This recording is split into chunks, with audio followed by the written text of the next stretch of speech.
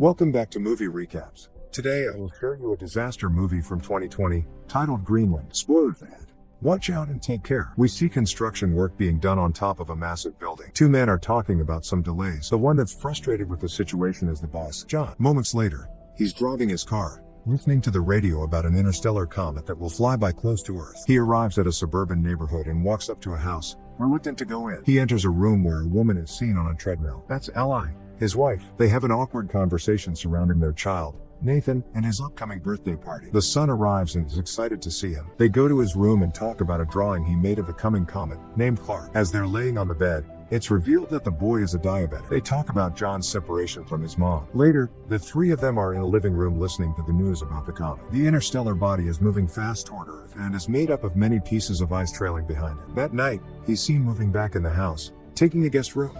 The next morning, a dad is listening to the news about the comet again. They're saying that pieces of the comet will fall on Earth, but that there's no reason to worry. While he's cleaning the grill for the upcoming party, Li walks in and tells him that he needs to go to the store to pick up a few things. He takes his son with him, and while still at the parking lot, everyone is looking up at the sky. They see the comet approaching. Inside the store, as they are shopping, John gets a presidential alert on his phone and then an automated call. No one else in the store is getting the same alert. He is informed that him, along with his wife and his son, are chosen for emergency shelter relocation. The same alert is shown in the house TV, but Li doesn't see it. John quickly leaves the store with his son. As they're driving home, he sees military vehicles and planes going the other way. When they arrive home, the people have already gathered for the party. John goes to talk to Li in the kitchen and asks her if she got the same alert. She dismisses him, thinking it's just a test, but he tells her about the military he saw on the way, suspicious about what's happening with the comet. Both of them come back to the living room, where everyone is watching the news, expecting to see a part of the comet hitting the Atlantic Ocean. No one is worried as an image of the fragment is shown on the TV screen, and the kids start counting down. When they reach to one,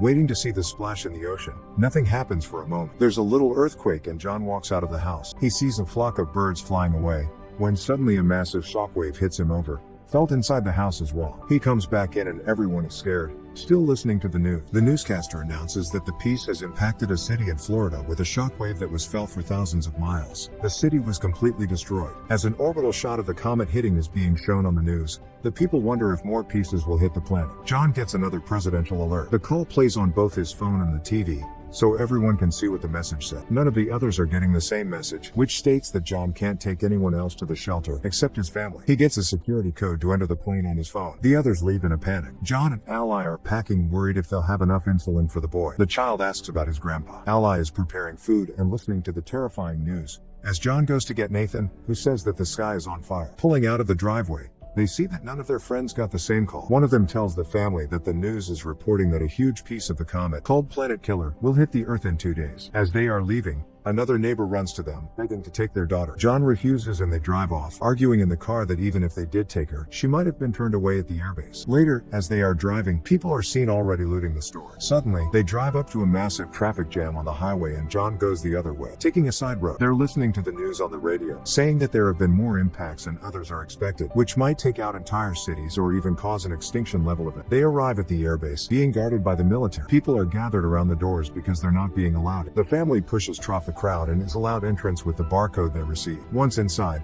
they are given wristbands for personal identification and are told to move all their things into one smaller bag. Suddenly, they realize the insulin for Nathan is gone and John goes to take it from the car. Li goes to tell the soldiers about her husband, but tells them about the boy's diabetes and causes a problem. She's taken to a superior officer that informs her that someone with a chronic condition can't be on the plane. Li tries to reason with her, but she gets turned down. She and her son get escorted out of the base. Meanwhile, John comes back and is headed toward the planes looking for them, unaware of what is happening. John boards one of the planes that's about to take off and tries to reach Li, but can't. One of the passengers there sees the insulin and tells him about the rules regarding chronic illnesses. John panics and asks to leave the plane. Suddenly, the base gets breached and the people start shooting toward the military. The plane that John was existing has a fuel leak, so he tells everyone to get out and runs away. The plane explodes and causes a chain reaction. John finds out about his family being rejected, as the two of them are already back at the car. Nathan is already low on insulin. The chaos in front of the base continues, so John takes a while to get back at the car too. Once there, he finds a message from Li that she's taking Nathan to her dad's place, So John goes after them. On the road there, Ally and the boy get to a pharmacy. She checks his blood sugar and they go to find insulin for him. Suddenly a gang walks inside and starts shooting, killing people all around. They manage to escape and get into a car with some people that will take them part of the way to her dad. The couple Ally is riding with start acting strangely very fast. Eventually, they throw her out the car, take her wristband and drive off with her son, leaving her stranded on the highway. Meanwhile, John is lucky enough to find a ride up north as well. Inside the truck, John sparks a conversation with one of the men, Colin, who tells him that they are headed to Canada where the driver knows someone that has a plane and can take people to the shelters. Apparently, the military has set up the shelters on Greenland. The man tells him to find his family and meet him in Canada, so they can take one of the planes too. Another one of the people in the truck eyes John's wristband and demands that John gives it to him. But when he refuses, a huge fight unfolds. The fighting causes the truck to swirl and crash, throwing the people from the back out. The fight continues regardless and John ends up killing the guy. Colin dies in the crash. In the meantime, Ally gets another ride toward the base where the people that took Nathan are headed. He is still seen riding with them when they get to the airport base. At the first stop, as they are showing the wristbands, the boy tells the soldier that those people are not his parents and the soldier gets them escorted away, taking him inside. Later, Ally gets there too and tries to find him, from one stop to another, from one medical unit to another. She finally finds him and she's informed that he's been given insulin. The nurse says she'll help Ally find a military transport to her father's city and that she will stock her with medicine for Nathan. John breaks into a house for some water and food. He checks the news immediately, only to see that the main impact is expected in just under 24 hours. He finds keys to the family's car and takes it, getting to Ally's dad fast. He finds him playing cards with his buddies, asking about his daughter. They decide to put their differences aside and work together to find her and Nathan. Meanwhile, the two of them arrive at a gas station and call the house. John and her father go to pick them up and the family is finally back together. All of them get back to the house and see that the information John got about the shelters was true. He convinces Ally that they should go to Canada and try their luck, so they prepare for the journey. Unfortunately,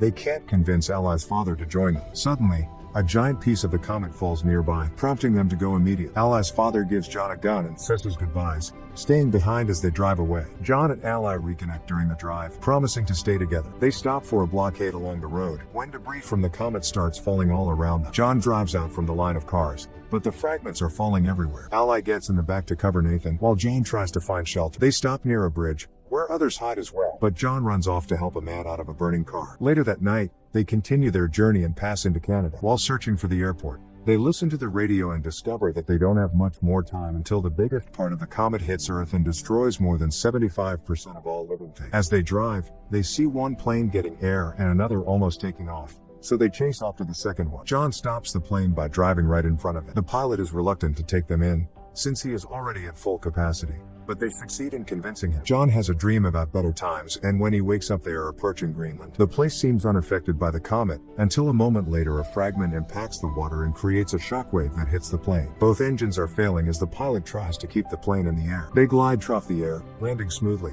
but hit the glacier. The pilots are pinned on impact, but John isn't able to help them. He sees a military plane land a mile away, so he shows the people from the plane there, and when they arrive, a military truck takes them in and gets them to the shelter. As they are going inside, the planet killer hits. The impact will reach them in a matter of minutes and the people are still getting deeper inside the shelter. Once inside, they brace for impact and a flashback is seen of their previous life, when they were happy together. 9 months later, the planet is desolate. Cities ruined completely. A radio signal is searching for survivors and establishes a connection, informing the receiving end that the dust has settled and there is no radiation. The hatches of the shelter open and reveal that the family is still alive, facing the ruin of the planet. As a symbol of hope, they see a bird flying outside and start coming out of the shelter. As the Earth is seen from space, radio signals communicate from all around the globe. There are people still alive everywhere on the planet.